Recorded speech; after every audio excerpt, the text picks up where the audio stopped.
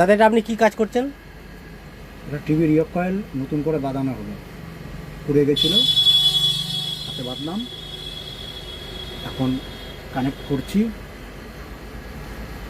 এরপরে line charge করবো, দেখবো কী হয়।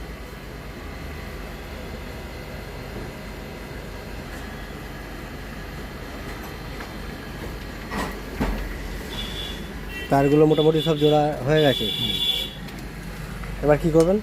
এবার কানেকশন করবো।